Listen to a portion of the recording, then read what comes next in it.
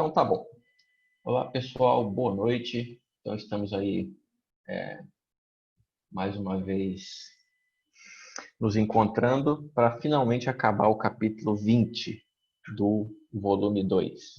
Em vez de acabar esse capítulo 20, a gente parte finalmente para o volume 4, livro de Física 4, que seria então o livro de Física Moderna propriamente dito, que vai trazer a parte de interferência, polarização, introdução à mecânica quântica, física de partículas, enfim. Lá vai ter muita coisa legal. Só que boa parte do que a gente vai ver lá, a gente começa aqui, certo? Para a parte de interferência, polarização e tudo mais, difração, o que nós vimos no capítulo de equações de Maxwell e ondas eletromagnéticas vai ser muito importante. E esse capítulo aqui de relatividade restrita ou especial também vai ser muito importante. Na hora de trabalhar com física de partículas, mecânica quântica, ter essas ideias de relatividade restrita em mente e bem fixadas é muito importante, certo? Bom, então, para seguir esse caminho, o que a gente vai ver hoje? Qual é o plano da aula de hoje? Eu vou falar um pouco sobre transformações de Lorentz como operadores de transformação. Vocês viram em álgebra linear aquela parte de espaço vetorial, matriz de rotação, enfim. Vocês já passaram por esse tormento e sabem muito bem como é que é. Eu não vou aprofundar isso, nem vai ser cobrado profundamente no futuro, mas eu acho importante dar essa ideia que transformações de Lorentz podem ser vistas como transformações em um espaço vetorial de mais dimensões, que não 3, no caso 4. Depois a gente vai ver a parte de quantidade de movimento e energia relativística, conservações, enfim, como é que a gente faz para trabalhar com isso, relatividade, que é a parte da dinâmica, que a gente ficou até então na cinemática, velocidade, posição, enfim, tempo. Agora a gente vai para a dinâmica, ver os processos acontecendo. A gente vai ver que tem muito detalhezinho importante de levar em conta. Bom, vocês sabem o seguinte, se eu pego um espaço 3D, certo? Um espaço 3 dimensões, ali com x, y e z, vou colocar aqui x, y e z, e se eu tenho dois pontos, o ponto A e o ponto B, todos vocês sabem como que eu descubro uma distância nesse espaço, certo? Essa distância vai ser o quê? Vai ser raiz de xb menos xa ao quadrado mais yb menos ya ao quadrado mais zb menos za ao quadrado. Então, a raiz vai estar pegando tudo isso aí, correto? E tirando uma distância. E nós sabemos que essa distância, ela pode ser medida por diferentes referenciais, certo? Se eu penso ali em pessoas paradas olhando de um lado do outro, enfim.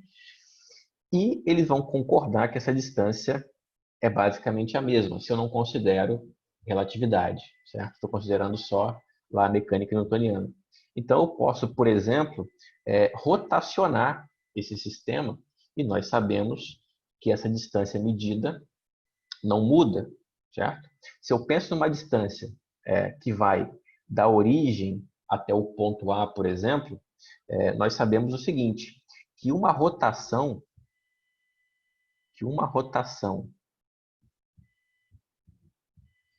em torno de Z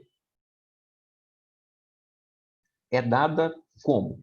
Ora, eu tenho x', y', z'.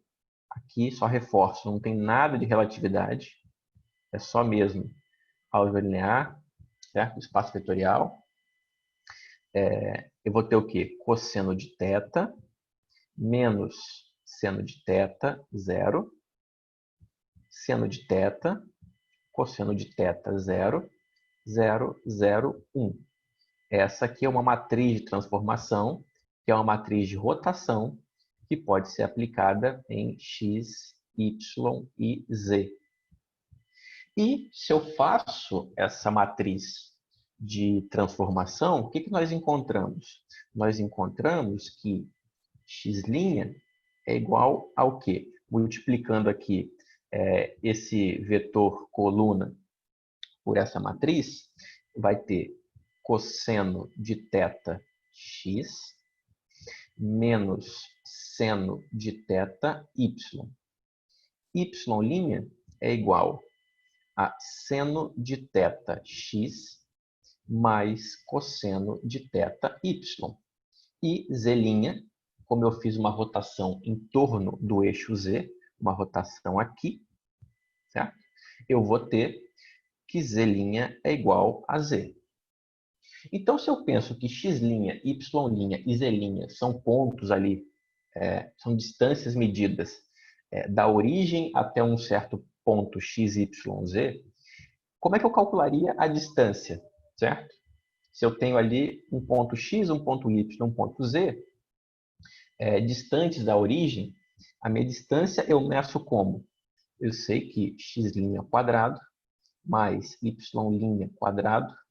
mais z' seria a minha distância da linha ao quadrado. Só que se eu pego essas transformações e elevo ao quadrado, o que eu vou ter? Primeiro termo ao quadrado, eu vou ter cosseno quadrado de θ x ao quadrado mais seno quadrado de θ y quadrado menos 2 seno de θ cosseno de θ xy. Mais, o que é o y' quadrado?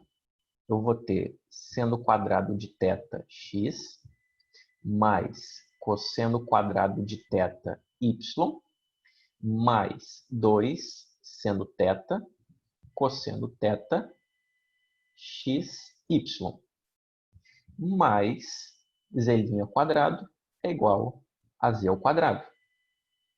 Ora, vocês podem ver o seguinte, quando eu somo isso tudo, esse último termo se cancela, correto? Então está cancelado. Multiplicando o x quadrado, eu vou ter cosseno quadrado de θ mais seno quadrado de θ. Multiplicando o y quadrado, eu vou ter cosseno quadrado de θ mais seno quadrado de θ também, mais z quadrado. Ora, cosseno quadrado de θ mais seno quadrado de θ, propriedade da trigonometria, um princípio fundamental, isso é 1. Logo, eu encontro que isso vai dar x quadrado mais y quadrado mais z quadrado, que é a distância medida no referencial não rotacionado. Então, qual é a nossa conclusão? Se eu tenho uma haste, se eu tenho uma certa distância medida nesse tipo de espaço, e eu vou dar nome, esse é o que a gente chama de espaço euclidiano, certo? Um espaço euclidiano é essa coisa bonitinha, reta, cujo o produto escalar dá isso aqui. Se eu tenho um espaço euclidiano e eu faço uma rotação, as distâncias medidas em um referencial são iguais às distâncias medidas em outro referencial. Isso não muda, isso é invariante por rotação, certo? Então, comprimentos no espaço euclidiano são invariantes por rotações, ok? E aí vocês me perguntam, tudo bem, mas o que isso tem a ver com transformações de Lorentz? Já explico, não demora. Nós vimos o seguinte, que se eu tenho um intervalo Δx' em um referencial S', e agora eu estou falando em transformações de Lorentz, isso era o quê? Era gama Δx menos U ΔT. Então, eu tinha aqui o intervalo ΔX'. Claro, quando eu tinha um movimento entre referenciais apenas no eixo x, então eu tenho S' se movendo com velocidade u no eixo x, ok? Então, eu tenho essa transformação de intervalo, que vai misturar distâncias em x e intervalos de tempo. Então, eu tenho uma mistura. Delta y' é igual a delta y, não tem mudança. Delta z' é igual a delta z, também não tem mudança. Mas delta t' também mistura coordenadas espaço e tempo. Vai ser gama delta t menos u delta x sobre c quadrado. Então, essas são as transformações de Lorentz, onde nós vimos que gama é igual a 1 sobre raiz de 1 menos beta quadrado, onde beta é igual a u sobre c, esse parâmetro aí de velocidade. Então, nós tínhamos essas transformações de Lorentz. E com essas transformações de Lorentz, eu posso propor para vocês, já que vocês não viram, mas eu posso propor nesse momento, um outro tipo de produto escalar. Ora, quando eu tenho um produto escalar de um vetor por outro vetor num espaço euclidiano, o que nós vimos? Eu pego o componente x com componente x, somo componente y com componente y, somo componente z com componente z. Okay? Então, se eu quero calcular o módulo de um vetor, o que eu faço? Vetor, produto escalar por ele mesmo. Então, eu multiplico componente a componente e somo as componentes. Isso é um produto interno, um produto escalar ali do seu sistema. A questão toda é que nesse tipo de espaço que mistura espaço e tempo, o meu produto escalar ele é ligeiramente diferente. A forma como eu meço distâncias é diferente. E diferente como? Uma certa distância, ΔS' é dada por ΔX' quadrado mais ΔY' quadrado, y' quadrado, mais delta z' ao quadrado, ok? A tag não mudou nada, essa parte espacial é igual ao euclidiano, só que agora vem uma diferença. Quando eu vou colocar o tempo, vocês sabem que posição se mede em metros, tempo se mede em segundos, certo? Unidade de distância, unidade de tempo. Logo, eu não posso somar aqui um tempo sem colocar um parâmetro que faça com que o tempo vire uma distância. E nós sabemos que lá da mecânica da física 1, velocidade ΔS por ΔT, então se eu pego ΔT vezes velocidade, eu tenho um ΔS. Então, para poder somar aqui o tempo, eu vou ter que colocar um C que multiplica o tempo, certo? Como o tempo está ao quadrado, o C também entra ao quadrado. Então, esse C que entra aqui, ele entra para poder tornar esse intervalo temporal em um intervalo espacial. Tempo vezes velocidade. E uma coisa também importante é que entra com o sinal negativo, certo? Um espaço que tenha, esse aqui eu vou ter chamado de espaço-tempo quadridimensional. Então, quando eu falo na física que o universo, então que nosso mundo é um mundo de 4 dimensões, é esse tipo de espaço que eu estou falando. É um espaço-tempo quadridimensional, cujo produto interno, produto escalar, se mede com esse sinal negativo no tempo.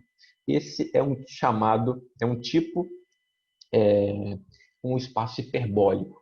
Vocês viram hipérboles lá em geometria analítica. Isso é uma espécie de espaço hiperbólico. Mas o nome dele, oficial na física, se chama espaço de Minkowski. Esse é um espaço de Minkowski. É um espaço euclidiano adicionado com esse tempo que entra com o negativo.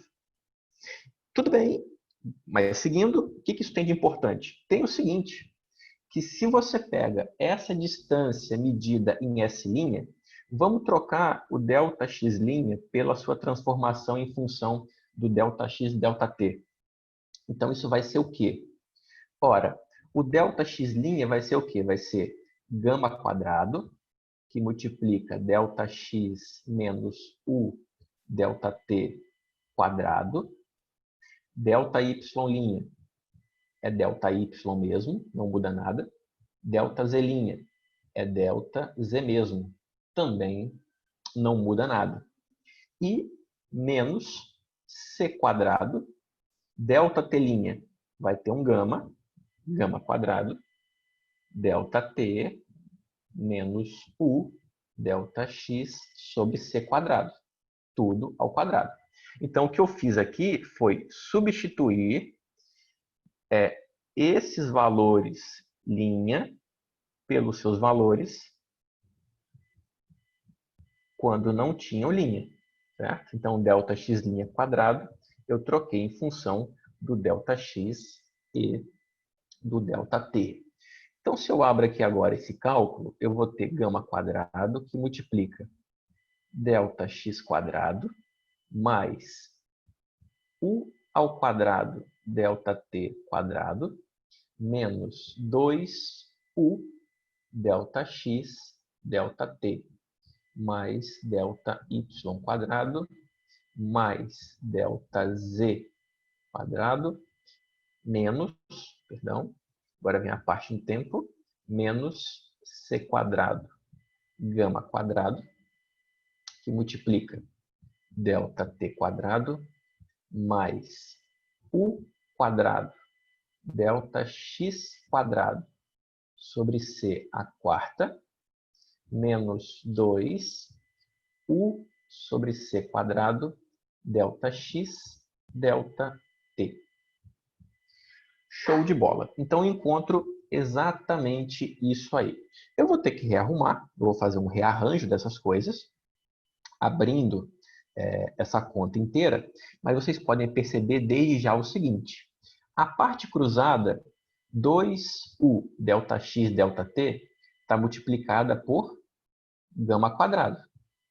Aqui, a parte cruzada, 2U ΔX ΔT, vai ter um C quadrado multiplicando, que vai cortar com esse C quadrado aqui de baixo, e vai ter um gama quadrado multiplicando. Logo, esse termo cruzado, aqui vai ter menos, aqui menos com menos vai estar mais, então este termo vai cortar com este termo. Assim como aqui atrás, se vocês lembrarem, o termo cruzado XY no seno e cosseno, cortava. Então, aqui o termo cruzado em x e t com xt também está cortando. Certo? Então, acabei de simplificar. Vamos separar, então, agora apenas os termos com ΔX quadrado. Então, eu vou ter delta igual ΔX quadrado. Volta aqui. Então, isso vai dar igual a ΔX quadrado, que multiplica. Desse primeiro, eu vou ter um gama quadrado, e desse segundo aqui, eu vou ter menos C quadrado, gama quadrado, U ao quadrado, sobre C a quarta, sobre C a quarta. Então, a parte de ΔX quadrado vai ficar com esse terminho aí. Perfeito? Bom, mais delta y quadrado, que não mudou, mais delta z quadrado, que não mudou. Agora a parte do tempo. O tempo vai ter menos c quadrado. Vou botar só isso. Menos c quadrado, gama quadrado, que multiplica. Deste termo aqui, eu vou ter... Peraí, fiz de bobagem. Menos delta t quadrado, agora sim, menos c quadrado, gama quadrado. E na parte de cima, eu vou ter mais u ao quadrado, gama quadrado. Show de bola! Então, encontrei essa simplificação da minha conta. Então, o que eu posso fazer agora? Vocês vejam aqui que se eu coloco o gama em evidência, gama quadrado, o que vai estar multiplicando aqui dentro? Eu vou cortar c quadrado com esse c a quarto, que vai ficar ao quadrado. Eu vou ter 1 menos u ao quadrado sobre c ao quadrado. Só que, se vocês olharem agora, de novo, quem é o nosso gama, vocês vão perceber que aqui eu tenho gama ao quadrado e aqui eu tenho 1 sobre gama quadrado. Esse termo é 1 sobre gama quadrado. Logo, este termo e este termo cancelam e dão 1. Tá? Eles simplificam e dão o valor 1. Mais y quadrado, mais delta z quadrado, mais, ou melhor, menos o delta t quadrado. Vamos colocar para fora aqui o c quadrado. Então, o c quadrado. Se eu coloco o c quadrado para fora, aqui embaixo desse vai aparecer 1 sobre c quadrado. Vamos colocar para fora o gama quadrado. E isso vai dar o quê? Vai dar menos 1, que é esse termo daqui, mais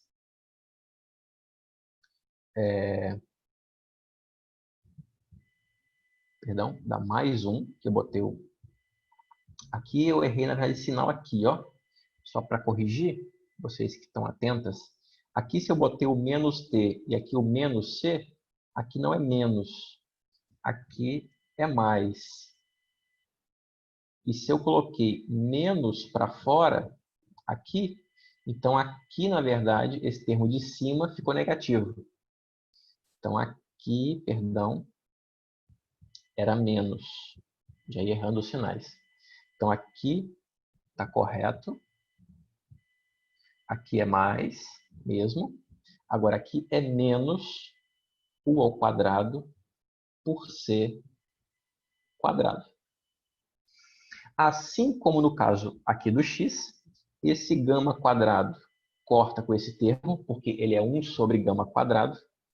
E, seguindo o meu cálculo, eu vou encontrar que aquele resultado vai ser delta x quadrado mais delta y quadrado mais delta z quadrado menos c quadrado delta t quadrado, que é a distância medida no referencial S. Certo? Vou botar aqui. Essa é a minha distância quadrada do referencial S. Aqui não tinha colocado o quadrado, mas só lembrando que tem um quadradozinho aqui. O que eu estou vendo, então? Eu estou vendo que essa distância medida num espaço-tempo de Minkowski, um espaço-tempo quadridimensional, com 3 coordenadas espaciais e uma coordenada temporal, ele é invariante por transformações de Lorentz. Então, a minha transformação de Lorentz é como se fosse uma rotação do espaço euclidiano.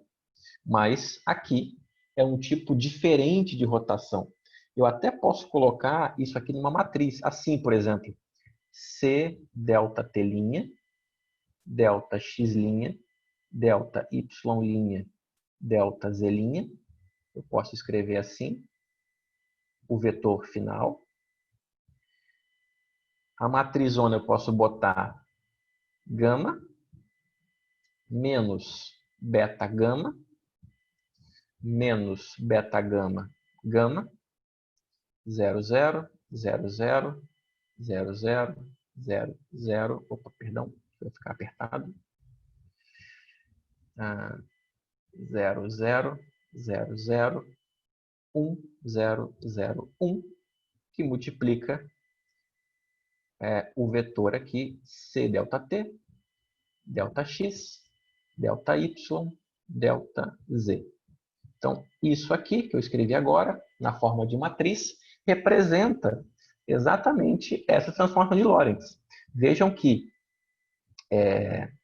quando eu pego esse gama, certo? Para transformar o x, eu tenho só um gama no x e gama vezes esse u aqui no t.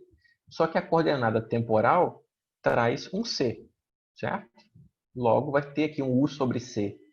Já a transformação em t' tem aqui ó, u sobre c quadrado, mas como vai ter um c no tempo, vai ficar u sobre c, e u sobre c é esse parâmetro beta.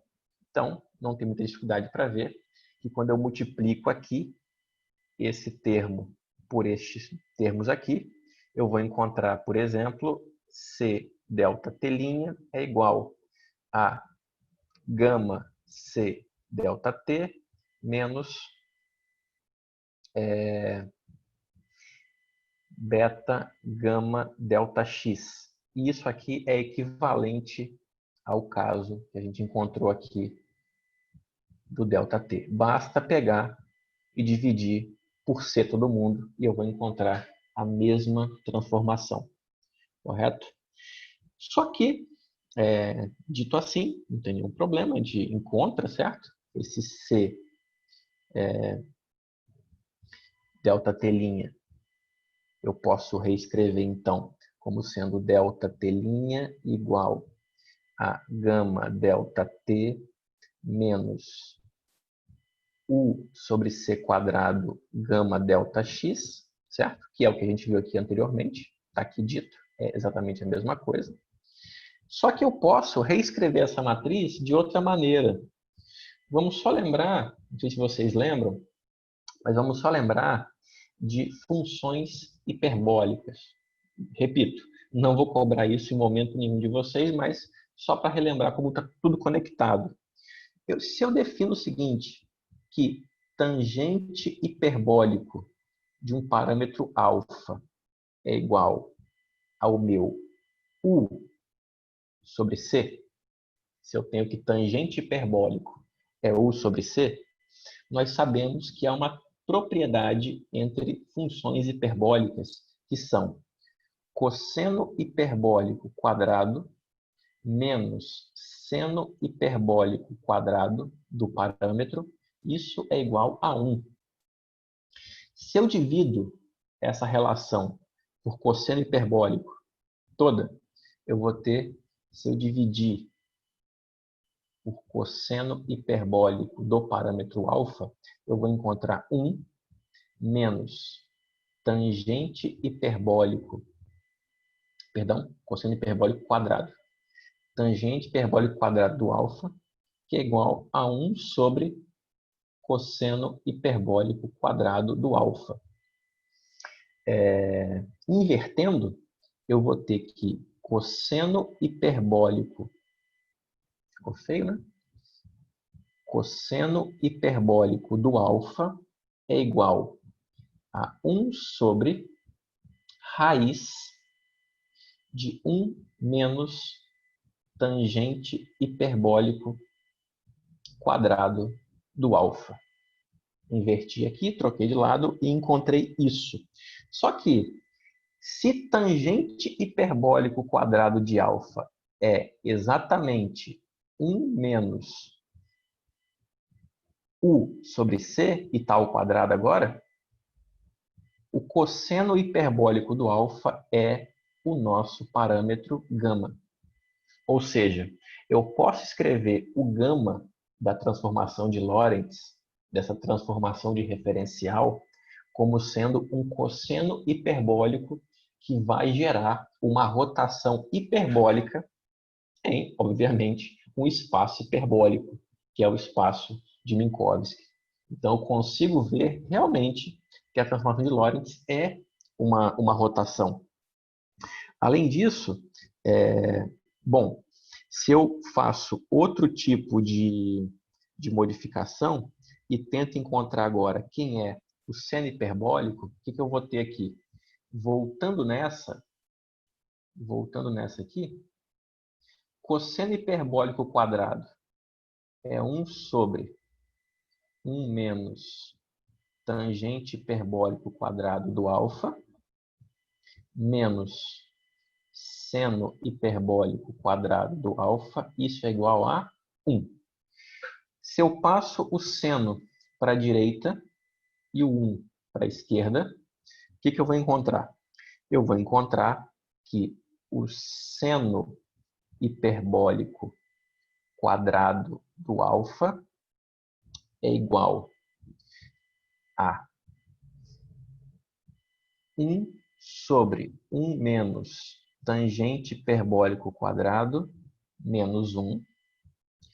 Se eu tiro o mínimo aqui, isso vai dar 1 menos tangente hiperbólico quadrado de alfa. Aqui em cima vai ficar 1 menos ele, que vai dar tangente hiperbólico quadrado de alfa. Logo, o meu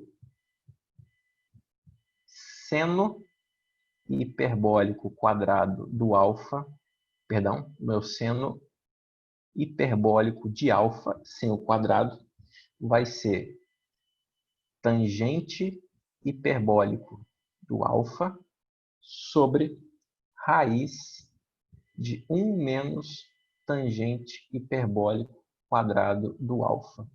Só que tangente hiperbólico de alfa é o parâmetro beta, como a gente definiu aqui. Definição aqui. Esse é o nosso beta. E 1 sobre raiz de 1 menos tangente quadrado de alfa, tangente quadrado hiperbólico de alfa, é o nosso gama. Então, isso aqui vai ser simplesmente beta-gama. Logo, eu posso reescrever essa matriz aqui, certo? C, delta T', delta X', delta Y', delta Z', sendo transformado a partir de uma matriz que é cosseno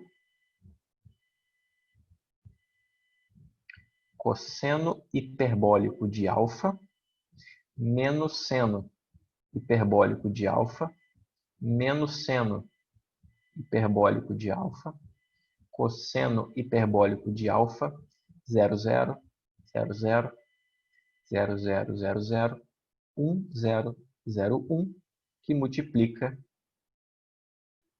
C delta T, delta X, delta Y, delta Z. Ou seja, essa aqui é uma rotação hiperbólica, certo? Então, sempre que vocês pensarem em transformações de Lorentz e nessas coordenadas de tempo e espaço se misturando, é bom lembrar que nós estamos lidando com outro tipo de espaço. Eu não estou mais no espaço euclidiano, onde o produto vetor escalar é aquele cada um ao quadrado somado, porque aqui o tempo vai ter um caráter diferente. E a forma como eu meço distâncias num espaço-tempo de 4 dimensões de Minkowski é diferente e são invariantes por esse tipo de transformação de Lorentz, que é como se fosse uma rotação hiperbólica nesse espaço, certo? Então, se vocês algum dia ouvirem falar porque o espaço-tempo, o universo, ele expande assim, assado, aquelas figurinhas de buraco negro, tipo, que estão um buraco num tecido causado por uma massinha, Aqueles exemplos básicos, você pega uma cama elástica, põe uma bola, e aí você tem aquele formato achatado, tipo aquele formato deformado por conta da bola. Aquele tipo de espaço não é euclidiano. É esse tipo de espaço aqui que a gente acabou de ver. É o espaço de Minkowski, de 4 dimensões. Então, toda a relatividade restrita e geral, que trata de gravitação, universo e tal, se passa nesse tipo de espaço de Minkowski, correto? Então, eu só queria fazer essa observaçãozinha aí, que não está no livro de vocês, mas é interessante, é importante e ajuda que vocês entendam um pouco melhor do que se trata, certo? Não é só, vi que a transformação é diferente, faço continha diferente. Não. Quando a gente pega e mistura espaço e tempo, eu estou modificando a estrutura do universo, a estrutura do mundo onde eu vivo. Eu não vivo mais no mundo 3D, eu vivo no mundo 4D. E agora o tempo também é uma variável dinâmica, certo? Uma variável que pode ser medida de forma diferente em um referencial e outro, como nós já vimos. Então, é isso. Então, essa era a parte que eu queria falar sobre transformações de Lorentz. E agora, seguimos o roteiro que está no nosso livro-texto, que vai falar agora na sequência sobre quantidade de movimento,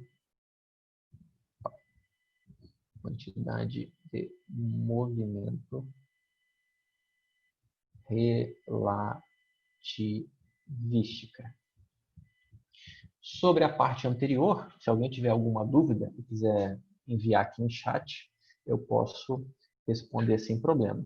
Estou seguindo aqui, enquanto ninguém falou nada, mas se por acaso for alguma dúvida, ou se há alguma curiosidade que ficou aí pendente, vocês podem falar que eu estou sempre aqui na minha segunda tela de olho no chatzinho de vocês. Certo? Bom, sobre quantidade de movimento. Nós sabemos da física clássica, certo? Da mecânica newtoniana, que existe um princípio de conservação da quantidade de movimento. Nós sabemos que existe essa conservação, ou seja, quantidade de movimento inicial tem que ser igual à quantidade de movimento final, certo? E isso é uma coisa vetorial, o que vai valer para os 3 eixos, ou seja, Px inicial é igual a Px final, Py inicial é igual a Py final e Pz inicial é igual a Pz final, certo? Eu tenho essa igualdade para todos os meus eixos coordenados. E nós sabemos que em mecânica newtoniana isso vale, tem que valer, certo? Isso aí sempre está valendo. E na relatividade? Se eu penso em relatividade especial ou restrita, isso será que vai valer? Se eu usar a seguinte expressão, P igual a mv, será que eu vou ter um resultado satisfatório? Se eu pegar as minhas velocidades no referencial S e depois no referencial S', nós já vimos como se transforma. Mas se eu pego essas velocidades, certo? E transformo, será que eu consigo encontrar a conservação? Bom, então agora é isso que a gente vai exatamente analisar. Nós vimos, vou só aqui relembrar vocês, que nós tínhamos regras de transformação de velocidade. Se eu tinha um movimento relativo entre os sistemas coordenados S e S', apenas aqui na direção X, com velocidade U, o que nós vimos? nós vimos que Vx medido no referencial linha era igual a Vx menos U sobre 1 menos U Vx sobre C quadrado. Nós vimos que Vy linha ou Vz', vale para os dois, é igual a Vy ou Z sobre gama 1 menos U Vx sobre C quadrado. Então, o Vx está nos dois, porque na realidade o movimento acontece só no eixo x, correto? Então, eu vou pegar a velocidade x ali no denominador, nos dois casos. Então, nós sabíamos que essas eram as transformações de velocidade entre os dois eixos, entre S e S'. Então, vamos propor agora a seguinte colisão, certo? Então, vamos ter a seguinte colisão. No referencial S, o que o S vai ver? Ele vai ver, deixa eu trocar aqui, S, então eu vou ter aqui x, y. Então, antes da colisão, eu vou ter a partícula 1 com velocidade v no eixo x e a partícula 2 com velocidade v também no eixo x, mas no sentido contrário. Então, antes da colisão, eu vou ter as duas se chocando frontalmente no eixo x. Depois da colisão, elas vão subir com velocidade v e descer também com velocidade v. Uma no sentido positivo do y, outra no sentido negativo do y. Se nós pegássemos a mecânica newtoniana, isso aqui estava dado, certo? No início, os momentos, quantidade de movimento, eles são contrários. Então, mv para um menos mv para outro, dá zero no x. Antes da colisão, não tem nada no y, então dá zero. Depois da colisão, no x, não tem nada, então dá zero. E no y, são opostos. mv menos mv, também dá zero. Então, se eu penso em mecânica newtoniana, é um probleminha muito simples. Está resolvido, conserva. Quer saber se conserva? Conserva. Agora, se eu pego, então, o que a gente tem aqui? Só para escrever, Pxi é igual a mv menos mv, que é zero. Py inicial é zero mais zero, que dá zero. Momentum em x final é igual a zero mais zero, não tem movimento em y. E no final, o momento em y final, quantidade de movimento em y, vai ser mv menos mv, que vai dar zero. Ou seja, conserva. Tá tudo bonitinho, tudo valendo maravilhosamente bem. Agora, se eu pego o referencial S', aí o negócio complica bastante para a gente. Não vai ficar tão trivial, não. Por quê? Se o referencial S' se move com velocidade, eu vou colocar aqui agora o seguinte, com velocidade U, só que U para trás. Ou seja, ele está se movendo junto com a partícula 2.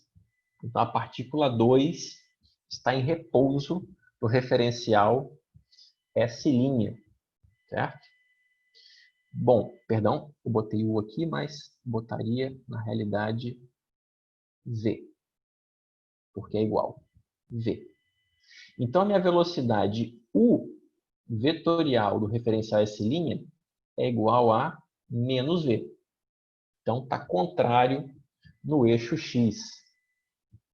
Então, se eu tenho esse movimento de S' para a esquerda, junto com a partícula 2, ou seja, a partícula 2, antes da colisão, está indo junto, está em repouso, como é que eu vou medir essas velocidades?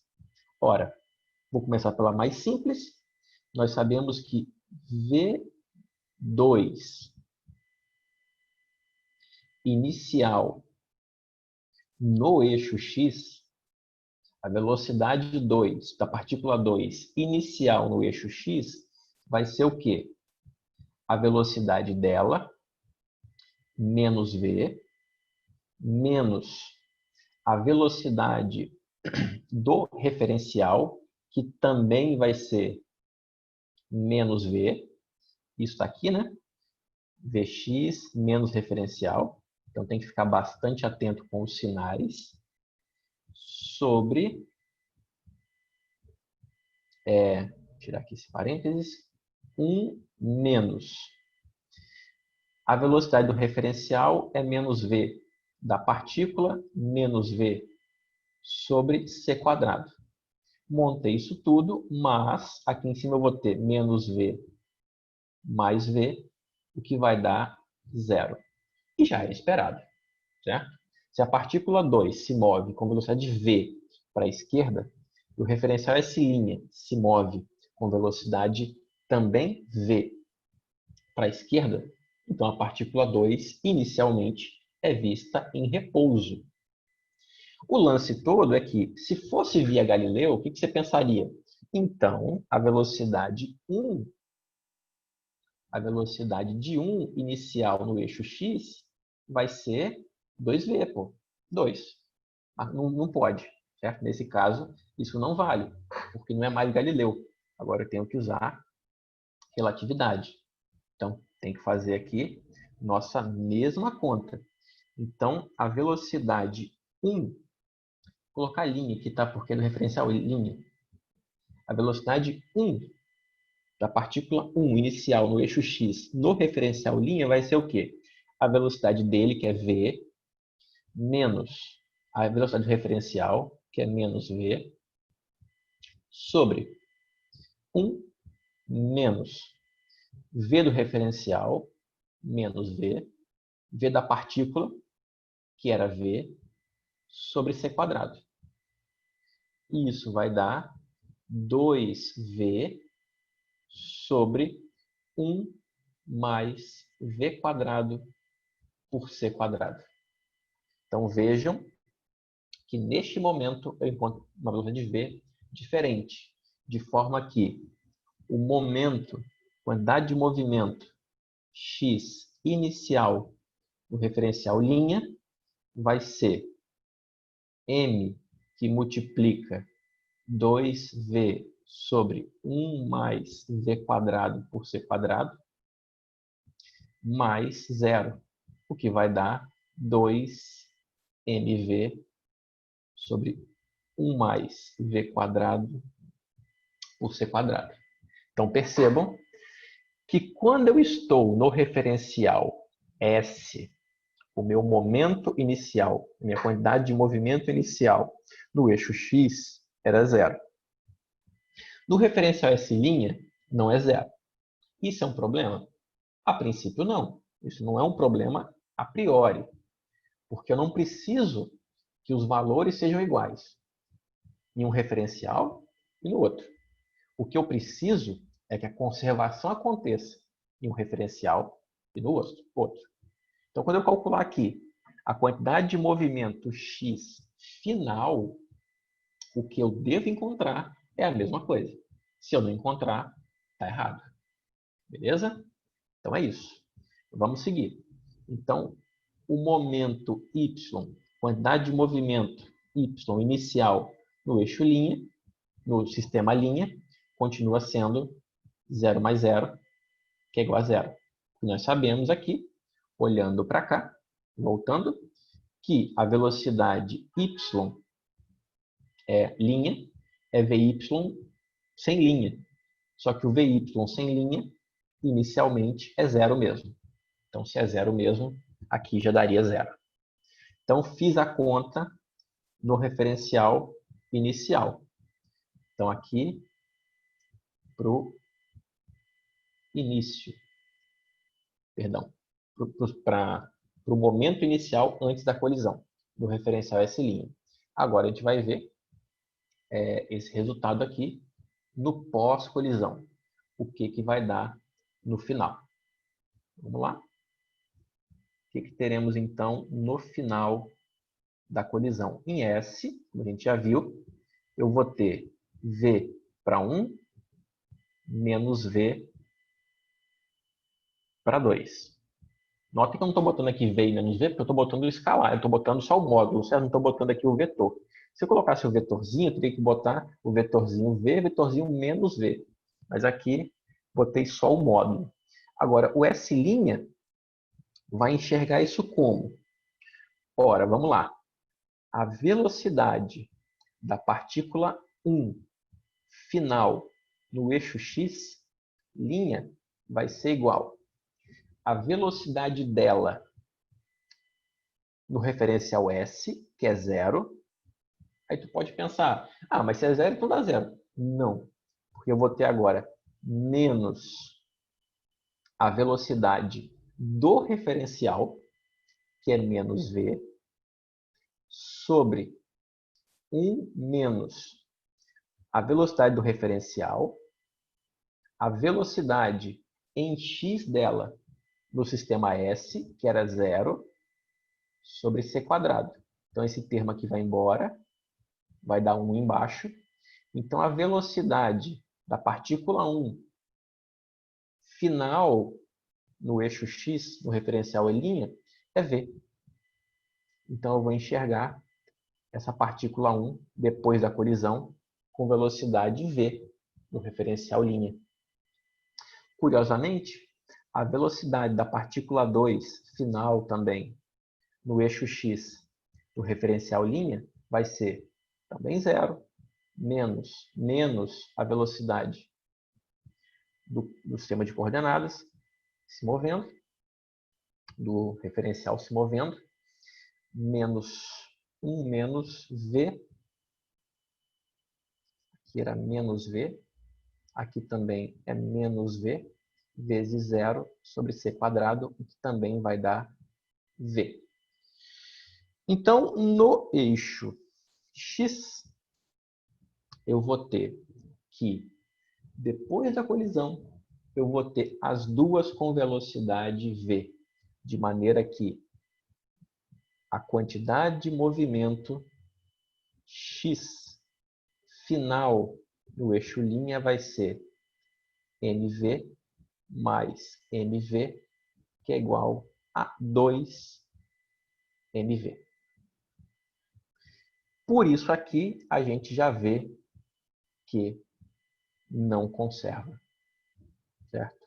Não conserva. Então, aquela expressão P igual a mv que a gente utilizava na física newtoniana não vai mais valer nesse caso aqui, certo? Não conserva. E eu fiz a conta só para o referencial x. Se eu fizer para o y, o que eu encontro? Eu vou encontrar o seguinte, que a velocidade da partícula 1 final no eixo y, linha, vai ser o quê? A velocidade no S, que é v, sobre gama, só lembrando aqui que quando eu pego z e y, tem esse fator gama. Então, aqui, gama, que multiplica 1 menos do referencial do x. O x não tinha velocidade antes.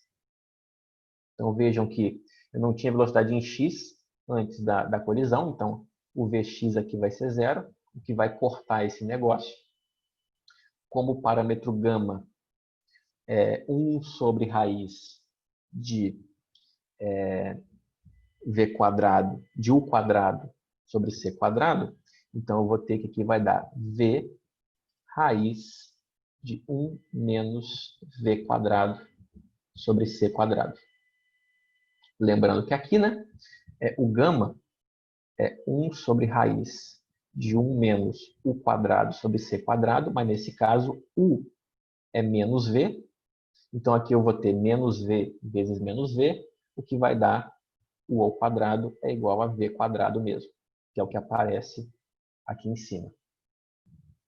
Se eu encontro a velocidade da partícula 2 após a colisão no eixo y, isso vai dar a velocidade dela inicial, que era menos v, sobre gama, e a mesma coisa aqui embaixo, o que vai dar menos v raiz de 1 menos v quadrado por c quadrado. Notem que, curiosamente, no eixo y, as velocidades são iguais e opostas, de maneira que a quantidade de movimento em y final do referencial linha vai dar 0. Ou seja, pelo y, até conservaria, porque deu 0 antes e dá 0 depois. Só para fazer um desenhozinho, eu teria o seguinte movimento após a colisão. Seria assim, ó, o referencial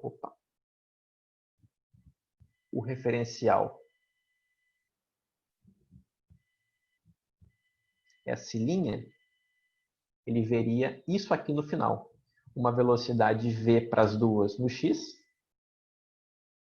e uma velocidade v raiz daquele negocinho ali e menos v raiz daquele negocinho ali no eixo y.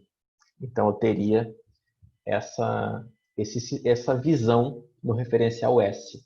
Então, no referencial S'. No referencial S, então, eu vou ter antes só no x, depois só no y.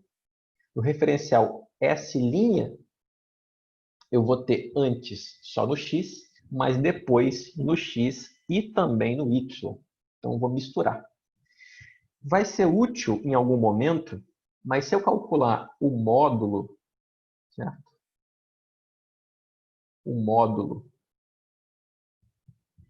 da velocidade, tanto antes quanto depois, como é que eu calculo o módulo? Eu vou pegar x² mais y².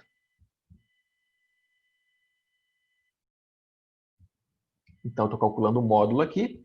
Se eu abro essa conta, eu vou ter v² menos v² menos v² por c², o que vai dar v², que multiplica 2 menos v² por c². Então, se eu tiro aqui o módulo de v depois da colisão, o módulo vai ser igual. O módulo vai ser igual a v raiz de 2 menos v² por c². Então, isso aqui vai ser o módulo da velocidade das partículas depois da colisão. Vale para esse vetor aqui e vale para esse vetor aqui. Apesar de estar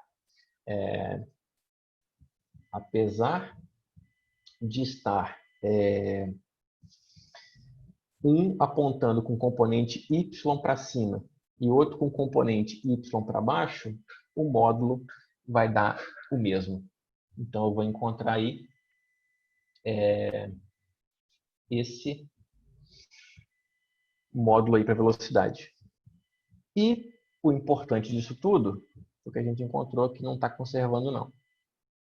Esse tipo de expressão P igual a mv não me leva a uma conservação, porque isso aqui vai ser diferente da quantidade de movimento no eixo X inicial. Aí vem a questão. O primeiro postulado da relatividade restrita nos diz que as leis da física devem ser as mesmas para todo referencial inercial. O que isso quer dizer? Que a conservação da quantidade de movimento, que é uma lei física das mais importantes, também deve valer. Então, eu tenho que encontrar uma forma de escrever a quantidade de movimento que me permita mostrar que isso aí se conserva.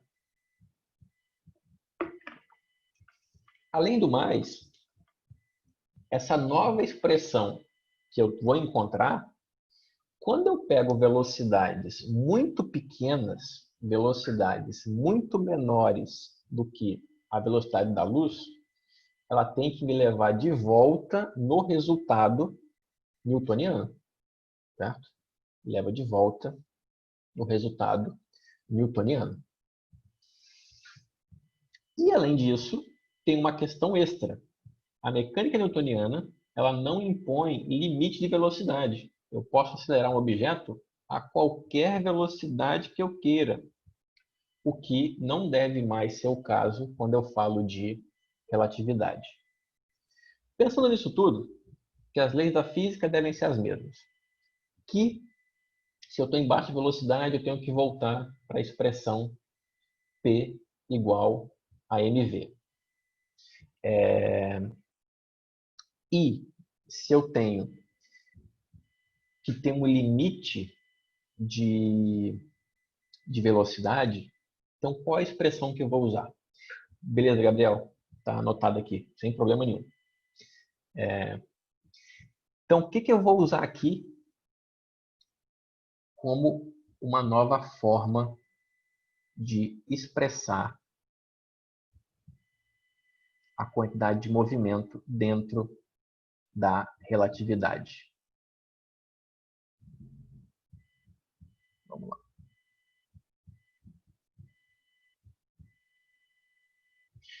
Então, vamos aqui a uma nova formulação. Nova formulação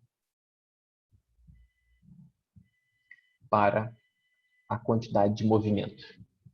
A minha formulação, que a gente vai trabalhar agora, vai ser a seguinte. Vai ser que quantidade de movimento relativística vai ser igual a mv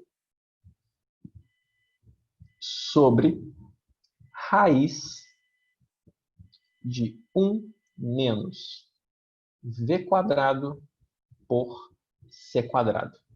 Lembrem que agora esse v quadrado, esse v é o módulo da velocidade da partícula. Certo? Então, esse v, nessa expressão, prestem muita atenção, ela não está relacionada com a velocidade de movimentação do referencial. Certo? Se um determinado referencial inercial eu meço essa partícula se movendo com velocidade v, esse v, então, é o módulo dessa partícula em movimento. E não se engane, eu não estou falando aqui de Vx ou Vy, eu estou falando do módulo. Então, dessa expressão, eu posso tirar, por exemplo, o seguinte. O que seria o Px? O Px seria mvx, correto? Só que aqui embaixo eu teria 1 menos v quadrado sobre c quadrado. Aqui embaixo não vai aparecer vx quadrado. É o módulo da velocidade cheia, certo? E se eu pegasse py, seria mvy sobre raiz de 1 menos v quadrado por c quadrado também. Então, a velocidade específica para aquele eixo, certo? Ela só vai aparecer no numerador. O denominador, não. É o módulo, certo? E aí, coisas importantes a partir dessa expressão. Primeiro, se a velocidade é muito menor do que a velocidade da luz, então eu vou ter que V sobre C é muito menor do que 1, de maneira que raiz de 1 menos V quadrado por C quadrado é aproximadamente 1, e quantidade de movimento é aproximadamente mv, certo? Que é o caso newtoniano, que é o caso das leis de Newton. Então, aqui eu tenho uma quantidade de movimento relativística que, quando eu trabalho em baixíssimas velocidades, eu posso simplesmente usar como sendo a lei de Newton que nós já conhecemos. Então, essa parte aí tá show de bola. Por outro lado, pensa o seguinte, se velocidade fosse maior do que c, eu teria que v quadrado por c quadrado seria maior do que 1. Ou seja, eu teria a raiz de um número negativo, o que me levaria a uma quantidade imaginária, o que fisicamente, nesse caso, não faria sentido. Ou seja, essa relação ela não pode existir. Eu não posso ter V maior do que C. Por outro lado, se V fosse igual a C, eu encontraria que V quadrado por C quadrado daria exatamente 1. E aí eu teria que o módulo dela seria o quê? Seria mc sobre zero, o que daria infinito. Ora, para que um objeto tenha quantidade de movimento infinita, eu teria que dar para ele uma energia infinita para acelerá-lo. Logo, ele nunca vai conseguir chegar nessa quantidade de movimento infinita. Infinito é para sempre, é grande, não tem como chegar lá. Correto? Logo, com essa expressão da quantidade de movimento relativística, eu sei que a velocidade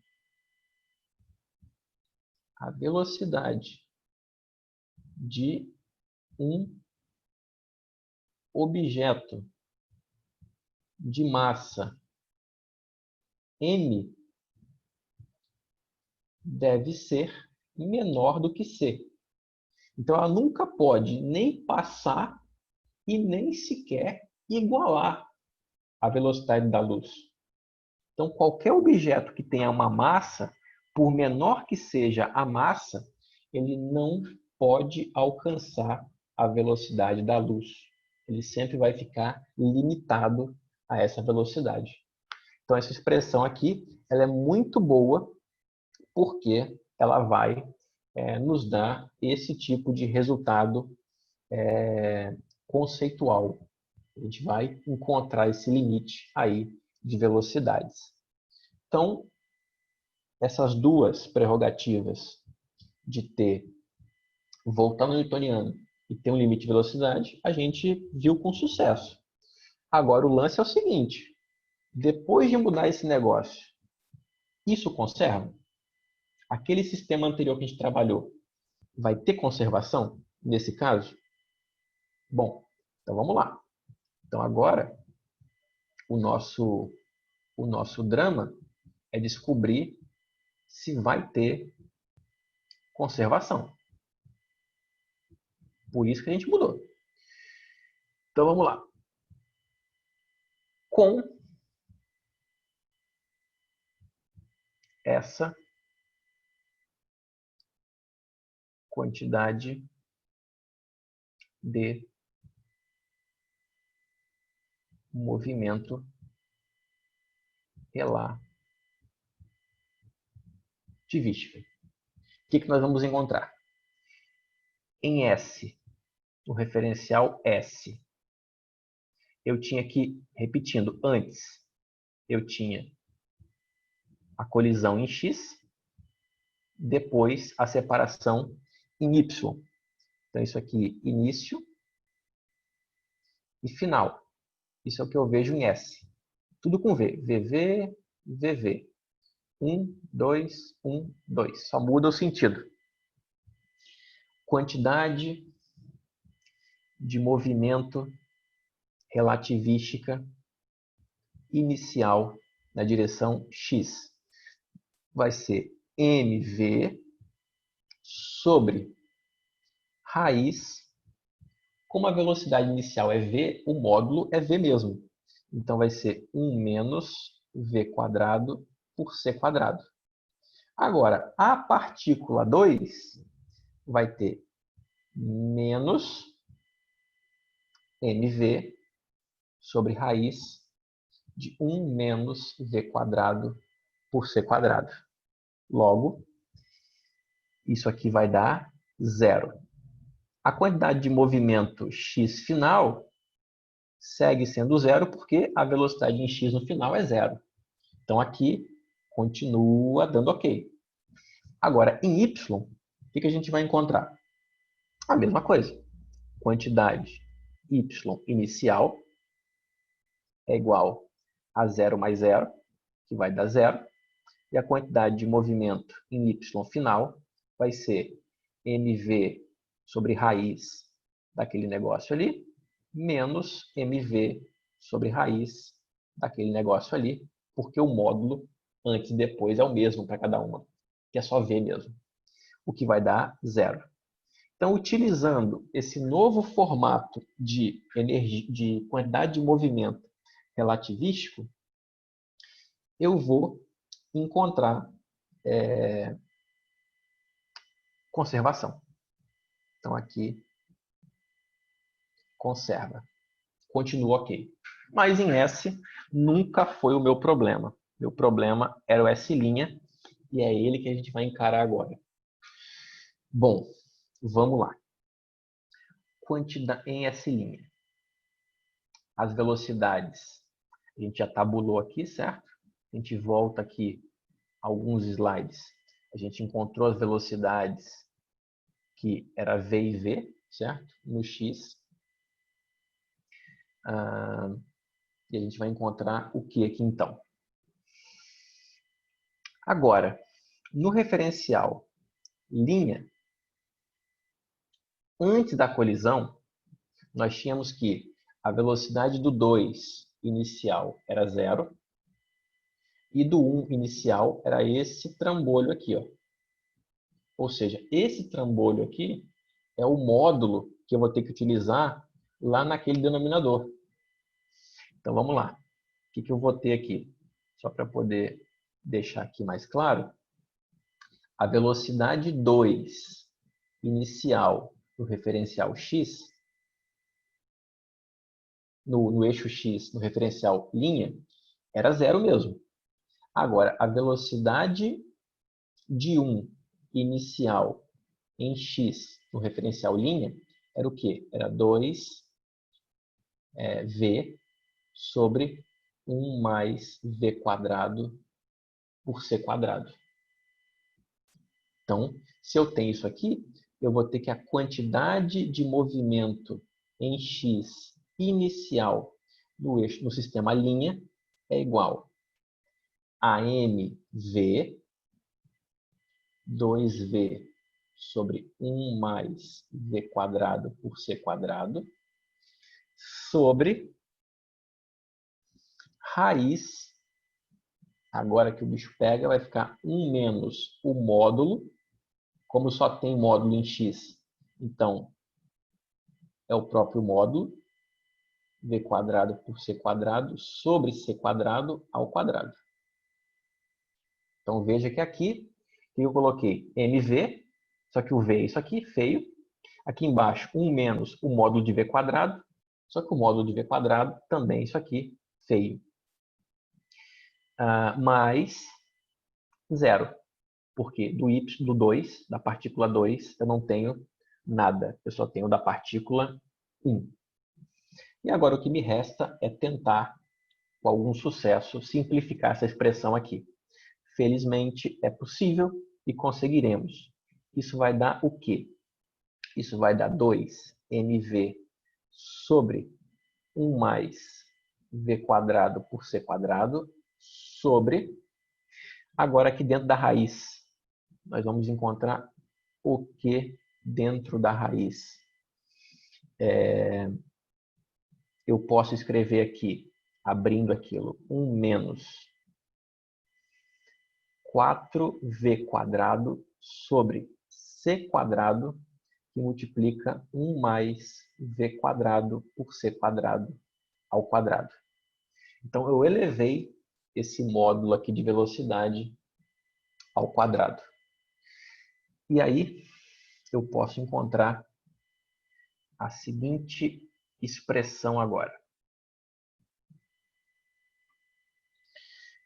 Aquilo ali vai ser igual a 2mv sobre 1 mais v quadrado por c quadrado sobre raiz.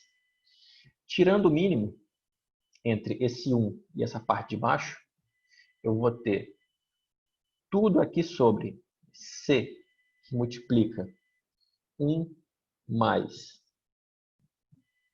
v quadrado por c quadrado ao quadrado. Aqui em cima, c quadrado, né? C quadrado. Aqui em cima, c quadrado, que multiplica 1 mais v quadrado por c quadrado, mais 4v quadrado. E agora, percebam que eu posso simplificar por c tudo isso. E daria o quê? Daria 2mv por 1 mais v quadrado por c quadrado sobre raiz.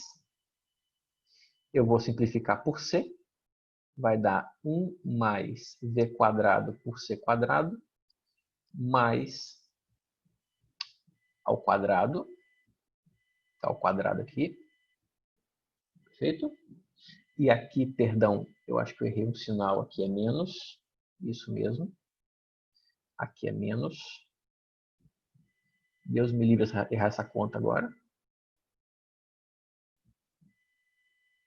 Menos 4v quadrado por c quadrado. Tudo isso sobre 1 mais v quadrado por c quadrado ao quadrado. Então percebam que é o seguinte, esse termo que eu estou grifando em vermelho aqui agora, ele está fora da raiz. Esse termo aqui está dentro da raiz, mas está ao quadrado. Então, quando eu tirar ele da raiz, esse termo vai matar este outro. Então, eu vou ter uma bela de uma simplificação. De maneira que eu vou ter 2mv sobre raiz de elevar ao quadrado desse trenzinho aqui. Vai dar 1 mais v a quarta, vai dar 1 ao quadrado, mais v a quarta sobre c a quarta, mais 2v ao quadrado por c ao quadrado, menos 4v ao quadrado por c ao quadrado, e vai ficar igual a 2mv sobre raiz 1. Esses dois vai sobrar menos 2v ao quadrado por c ao quadrado, mais v a quarta por c a quarta, que vai dar 2mv sobre raiz de 1 menos v quadrado por c quadrado ao quadrado. Corta a raiz. Olha que coisinha maravilhosa. Vai dar 2mv sobre 1 menos v quadrado por c quadrado. Essa é, então, a quantidade de movimento no eixo x inicial. E quanto que vai dar no eixo x no final?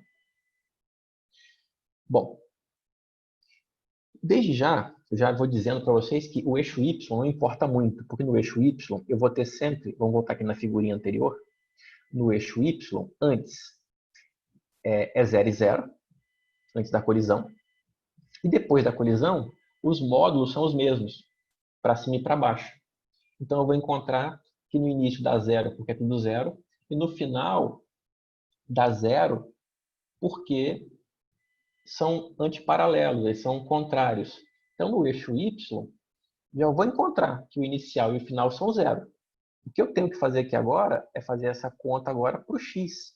Ver o que eu vou encontrar no eixo x no final da colisão. Então, eu encontrei isso aqui no início. Agora eu vou encontrar no final. Lembrete. No final, eu tinha que V1 final x' era igual a V2 final x', que era simplesmente V. Nós encontramos que era o mesmo para os dois. Só que o módulo, o V final, o módulo, que é o que a gente vai ter que usar aqui dentro da expressão da quantidade de movimento, é V raiz de 2 menos V quadrado por C quadrado. Esse módulo nós também encontramos aqui nessa conta e vai ser bem importante agora para o nosso cálculo. Então, para encontrar a quantidade de movimento final no eixo x, eu vou ter que usar essa velocidade e este módulo aqui. Então, vamos lá. Continuando.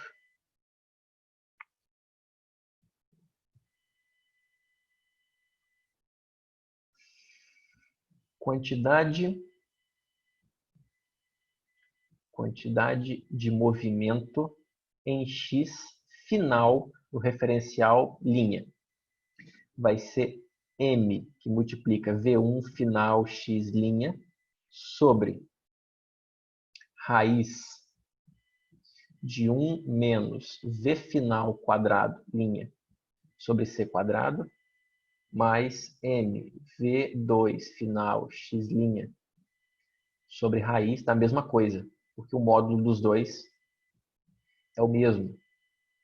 E também a velocidade dos dois é a mesma.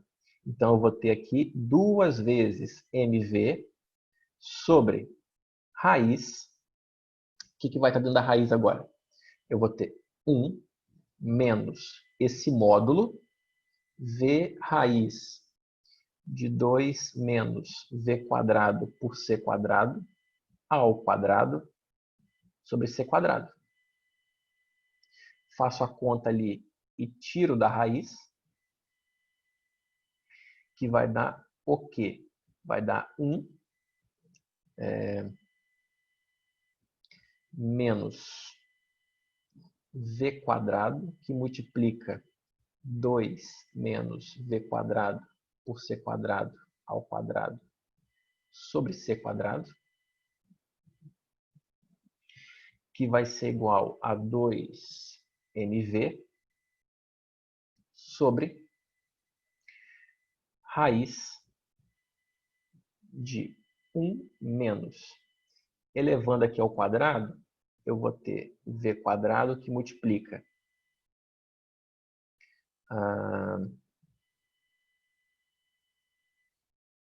espera aí um momentinho. Aqui não, errei aqui. Aqui já estava raiz, certo? Estava raiz. Então, tirar o quadrado é simplesmente ficar isso aqui mesmo. Então, se eu multiplico agora este v quadrado por esses termos aqui, eu vou encontrar o quê? Eu vou encontrar 2v quadrado por c quadrado mais v a quarta por c a quarta. E isso vai dar 2mv sobre raiz de 1 menos v quadrado por c quadrado ao quadrado, que vai cortar com a raiz. Então, eu vou encontrar 2mv sobre 1 menos v quadrado por c quadrado, que é igual à quantidade de movimento final no eixo x, linha, que é igual à quantidade de movimento no eixo x inicial. Ou seja, agora eu encontro que essa brincadeira aqui está conservada. Então, eu acabei de mostrar para vocês que essa quantidade de movimento relativística, utilizando essa expressão aqui, além de ter um limite de velocidade, além de voltar ao newtoniano, ela mantém as leis da física antes e depois inalteradas. Então, eu tenho conservação da quantidade de movimento antes e depois da colisão, certo? Bom, eu acabei levando um tempo maior do que eu imaginava, então vou encerrando por aqui essa aula para manter aí o mesmo tempo que nós manteríamos na aula normal. Não vou avançar, mas eu tenho aqui conteúdo para mais um bom tempo, certo? Bom, alguém tem alguma dúvida desse momento? Alguma coisa que ficou, alguma conta que eventualmente tenha errado? Se não, então eu vou agradecer aí a presença de vocês e gravo depois o restante do capítulo para que vocês concluam esse conteúdo, certo? Então eu vou parar aqui agora a gravação. Agradeço a presença de vocês e nos vemos numa próxima.